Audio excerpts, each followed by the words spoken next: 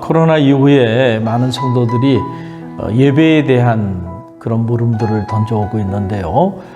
코로나 기간 동안에 드렸던 그 인터넷 예배 혹은 온라인 예배, 그 예배를 지속적으로 좀 드리면 안 되겠는가, 이런 이제 질문들을 해오시는데, 물론 드릴 수는 있어요. 그러나 아주 불가피한 상황, 예를 들자면은 큰 질병으로 인해서 교회 공동체에 나와서 예배 드릴 수 없는 그런 상황이거나, 아니면은 종교의 자유가 없는 곳에서 이렇게 신앙생활을 하는 분들, 혹은 기타 정말 불가피한 그런 상황에 처해져 있을 때 이렇게 인터넷 매체를 통해서 예배를 드리는 일, 저는 가능하다고 생각이 듭니다.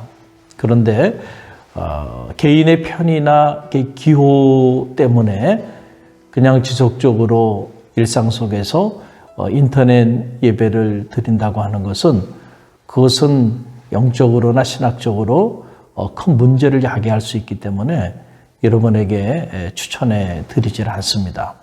왜 그러냐 하면은 여러 가지 이유가 있을 수 있어요. 첫째로는 예배라고 하는 것은 예배의 대상이 되는 하나님께 우리의 온 마음과 몸과 정성을 내어드리는 그런 영적인 행위이죠.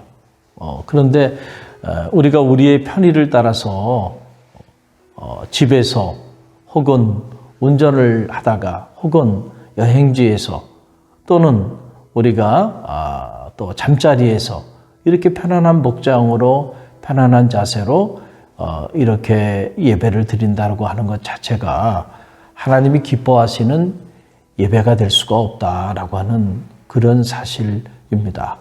여러분 한번 생각해 보세요. 여러분이 정말로 존경하는 분, 그리고 여러분이 정말로 사랑하는 분을 여러분들이 시간을 내서 찾아뵐 때 여러분은 어떤 모습으로 또 어떤 자세로 찾아뵙게 되나요? 시간을 미리 예약하고, 그리고 또 그 시간에 늦지 않도록 여러분들이 주의하면서, 그리고 옷차림도 여러분들이 단정한 옷차림으로, 그리고 또 그분에게 존경과 사랑의 마음을 표할 작은 선물이라도 여러분이 가지고 이렇게 나가지 않나요? 그런데 여러분들이 그냥 편하게 여러분들의 생각을 따라서 여러분들이 일방적으로 여러분들이 정한 시간에 여러분들이 온라인으로 메시지를 보내거나 온라인으로 선물을 보내는 것으로 이렇게 관계를 이어간다고 한다면, 여러분 그 관계가 오래 가겠습니까? 결국 그 관계는 오래 가지 못하고 관계에 문제가 생길 수밖에 없다라고 하는 것이죠. 그래서 우리가 직접 찾아뵙고, 그리고 우리의 마음, 우리의 정성, 그리고 우리의 삶을 함께 이렇게 공유하는 것, 바로 그것이 상대방에게 큰 예의가 되고 또 큰 기쁨이 되는 거죠. 그 예배는 예배를 받으시는 하나님을 기쁘시게 해드리는 일이 돼야 되는데, 그게 우리의 편의를 따라 일방적으로 우리가 그런 예의를 갖추지 않고, 그리고 하나님 앞에 예배 드린다면 그 예배를 과연 하나님이 기뻐하실까? 여러분 부모님을 찾아뵙는 일도 마찬가지죠. 우리가 정말 부모님을 보고 싶어서 부모님께 우리가 시간을 내서 선물을 가지고 찾아뵈는 일과, 아니면 우리가 바쁘다는 핑계 때문에 그냥 온라인으로 용돈 보내드리고, 그리고 전화 한두 통으로 그렇게 인사를 대신하는 것과, 여러분 어떻게 이게 같을 수 있어요?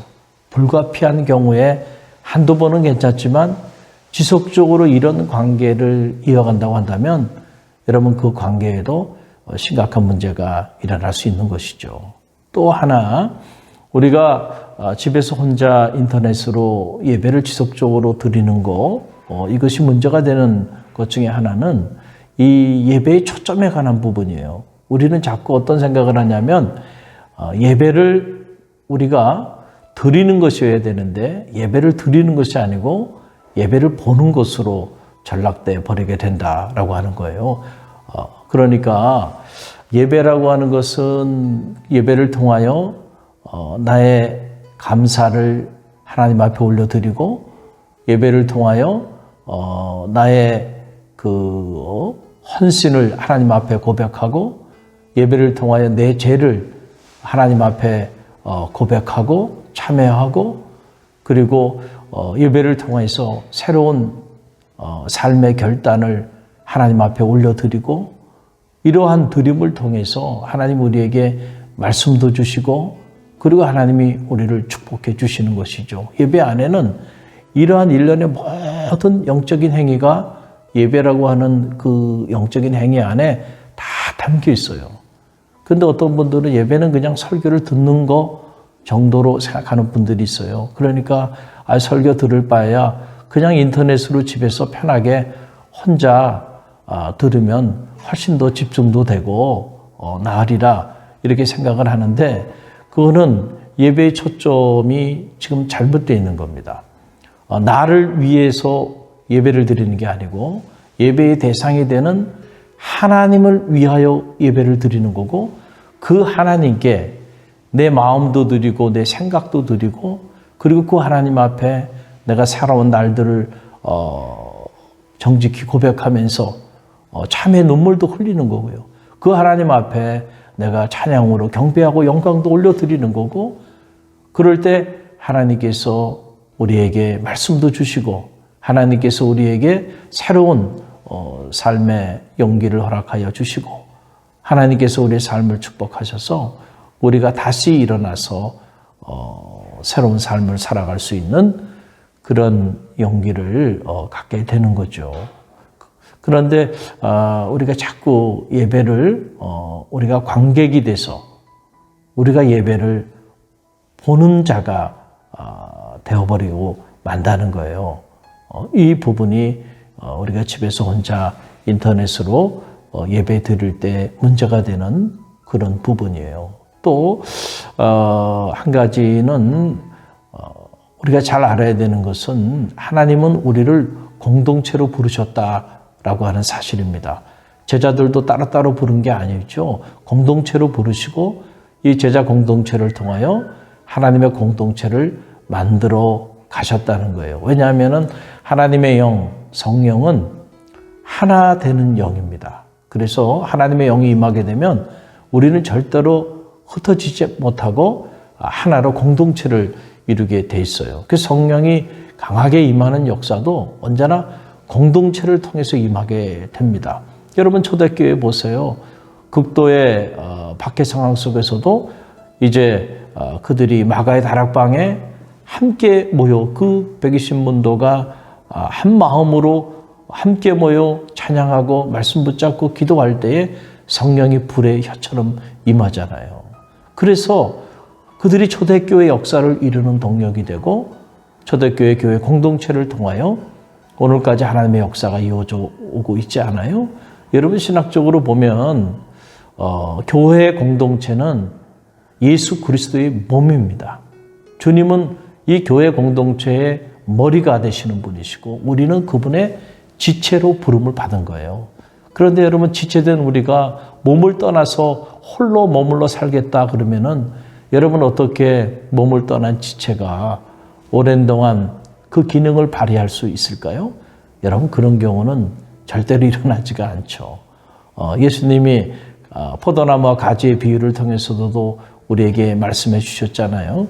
여러분 아무리 가지가 훌륭해도요. 그 가지가 포도나무에 붙어 있지 않으면 얼마 있지 않아 다 마르게 되고 결국 사람들에게 짓밟혀서 아궁이에 던져지고 마는 겁니다. 좀 부족해도 그 가지가 포도나무에 붙어 있으면 때를 따라 꽃을 피고 열매를 맺게 되는 거죠. 공동체는 이와 같은 거예요. 그래서 우리가 좀 힘들고 때로 많은 사람들과 함께 신앙생활하는 것이 불편하다 할지라도 교회 공동체에 함께 모여 주님의 몸인 대신 교회 공동체에 우리가 함께 모여서 찬양하고 함께 기도하고 함께 예배하고 함께 헌신하고 함께 봉사하고 함께 교제하며 나갈 때 하나님의 영이 우리 가운데 더 강하게 임하게 되는 거고, 이런 공동체 생활을 통해서 우리 안에 새로운 하나님의 그 축복의 역사들이 불릴듯 일어나게 되는 거예요. 그래서 많은 사람들이 개인의 선호도에 따라 혹은 개인의 편의에 따라 공동체를 떠나 그냥 홀로 편하게 인터넷으로 예배 드리고 싶어 하는 것 같은데, 여러분, 제가 말씀드렸던 것처럼 그런 불가피한 상황이 아닌 다음에는 그런 인터넷 예배를 지속적으로 홀로 드린다고 한다면, 제가 장담하겠는데요, 여러분, 오래 가지 않아서 심각한 영적인 고갈을 느끼게 될 거고요. 마치 물을 떠난 물고기가 잠시는 자유로울지 모르지만 결국 그 생명의 기운이 다하는 것처럼 우리의 영적인 기운도요, 공동체를 떠나 홀로 예배드리는 삶의 자리 가운데 임하지 않게 된다는 사실을 여러분 꼭 기억하시고요.